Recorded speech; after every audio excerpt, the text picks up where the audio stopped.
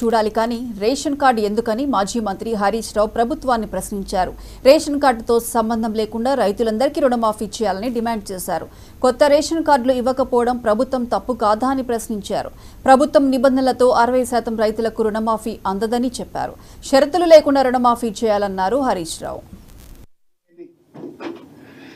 ఇంకోటి అందులో వాళ్ళు ఇచ్చిన గైడ్ లైన్స్ లో 4.7 లో ఏమంటారంటే ఆధార్ కార్డు, రేషన్ కార్డు, అదే విధంగా మన పాస్బుక్ మూడింటిలో డేటాను ఒకటిగా ఉందా లేదా చూసి ఇస్తారట. అంటే ఎక్కడ మ్యాచ్ కాకపోయినా దరఖాస్తులు తీసుకున్నారు, కొత్త రేషన్ కార్డులు ఇస్తామని దరఖాస్తులు తీసుకున్నారు.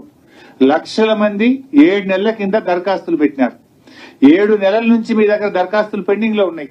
మరి ఆ కార్డులు ఇచ్చుంటే మరికొన్ని లక్షల మంది రైతులు ఇలా అర్హులు అయ్యేవాళ్ళు కదా. 7 నెలల కింద పాలనలో కొత్త రేషన్ కార్డులు ఇస్తామని దరఖాస్తులు తీసుకుంటారు. ఈ రోజు వరకు కార్డులు ఇవ్వకపోతుంది. మరి ఈ రోజు నీకు కార్డు లేదు కనుక నీకు రైతు రుణమాఫీ జరగదు అంటే ఇది రైతుల్ని దగా చేయడం కాదా? రాష్ట్రంలో ఆధార్ కార్డు లేని రైతులు కూడా చాలా మంది ఉన్నారు. కొన్ని లక్షల మందికి ఇప్పటికీ ఆధార్ కార్డులు లేవు.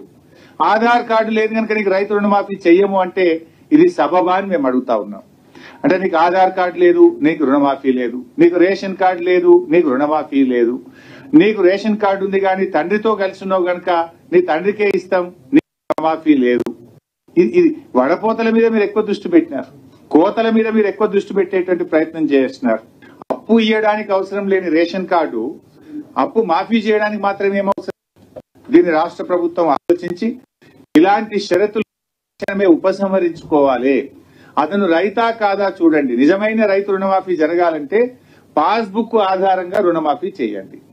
ఏ రైతు బ్యాంకులో అప్పు తెచ్చుకున్నా ఈ కుటుంబం అనే షరతులు తొలగించి